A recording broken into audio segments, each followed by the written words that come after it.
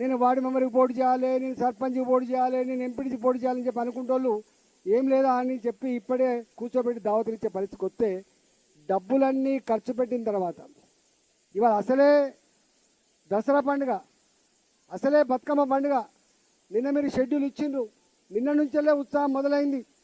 ఒకవేళ వీళ్ళు కనుక డబ్బులన్నీ ఖర్చు పెట్టుకుంటే దీని బాధ్యులు ఎవరు? దీని బాధ్యులు ఎవరు చెప్పండి.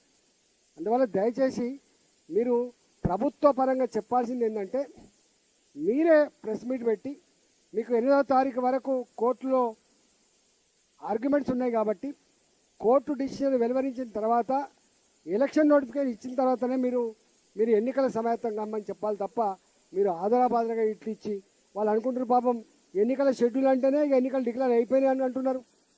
ఇవాళ మొత్తం రిజర్వేషన్లు ఇదొచ్చింది అదొచ్చిందని చెప్పి ఆతృత పడుతున్నారు. కాబట్టి ప్రభుత్వం ఇంత పెద్ద గంభీరమైన విషయాన్ని బీహార్ ఏం జరిగిందో చూసిన తర్వాత, మహారాష్ట్రలో కూడా ఏం జరిగిందో చూసిన తర్వాత తెలంగాణ ప్రజానికాన్ని వంచకూడదని చెప్పి బీజేపీ పార్టీలో ఇంకెవరన్నా మాట్లాడితే అర్థం చేసుకోవచ్చు. ఈటెల రాజేందర్ అన్న ఒక ఉద్యమాల నుంచి వచ్చిన బిడ్డ, ఆయన ఎట్లా మాట్లాడతాడు ఇట్లా? You are an MP in a ruling party.